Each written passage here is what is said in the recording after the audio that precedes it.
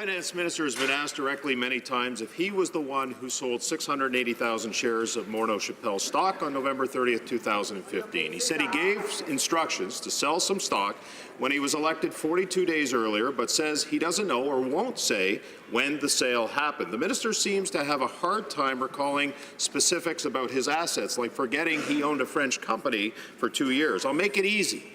Can the minister confirm the number of shares he gave instructions to sell was, in fact, 680,000? The Honourable Parliamentary Secretary.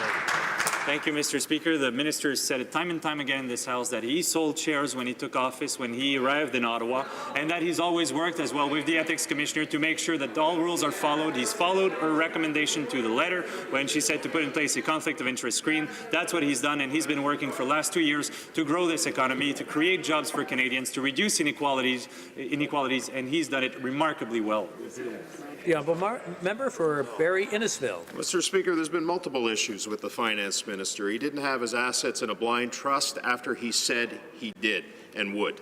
Controlling assets in numbered companies, not declaring a French corporation, introducing Bill C-27, for which he's now under investigation, a pension change that could directly affect his company, and now this share issue. So I ask this question, Mr. Speaker, why can't the Finance Minister see how Canadians find it hard to trust him after he's broken their trust? The Honourable Parliamentary Secretary. Well, Mr. Speaker, I think the 600,000 Canadians who have jobs now over the last 2 years as a result of the work of this government, of this Finance Minister, who's created the conditions for prosperity for all in this country, would have the utmost confidence in the Finance Minister. I'm sure the Honourable Member for Barrie Innisfil would like to hear the answer to his question. I just want to remind the Honourable Members not to shout across the floor when someone is answering or asking a question. The Honourable Parliamentary Secretary has, I believe, another 22 seconds.